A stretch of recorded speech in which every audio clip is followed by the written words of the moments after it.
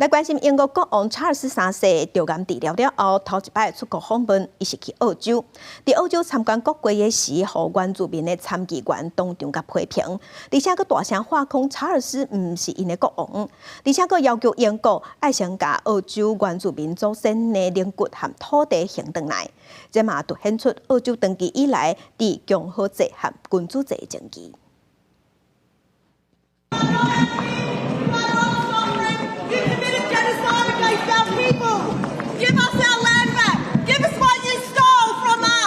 澳洲总理安巴尼斯第一日迎接英国国王查尔斯三世和王后卡米拉的时阵，原住民的参议员瑟普，我们一领传统的雕皮红帽，伫国会大厅，伫大家面头前大骂查尔斯三世要1分钟，要求英国政府承认澳洲原住民先祖的遗骨和土地。瑟普的举动互现场过乱去，落尾伊互联邦警察请出场。查尔斯翁仔某的表情看起来是无安那，但这嘛互澳洲长期以来共和制和君主制的争议佫引起讨论。We'll continue to resist the colony until we have a peacemaking treaty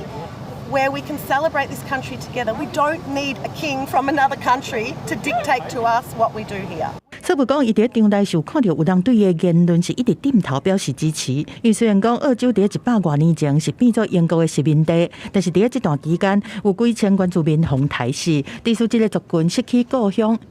另外，这是查尔斯三世伫着监了后第一摆重要出访。进前查尔斯则伫演说内面感谢澳洲的原住民传统的迎宾仪式，而且向第一民族表达敬意。事发了后，北京汉中嘛无愿意评论。So with the sands of time encouraging brevity,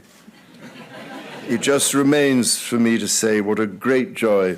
it is to come to Australia.For the first time as sovereign. 另外，澳洲的政治团体澳洲共和运动，嘛伫去年12月发函予查尔斯，要求伫澳洲来会面，而且希望国王会当支持澳洲脱离和英国宪政之间的联络。不过，北京汉宫伫今年3月回这张批，表示讲国王会议的行程拢总是澳洲政府来决定，双方并无安排会面。公司新闻新闻部编译。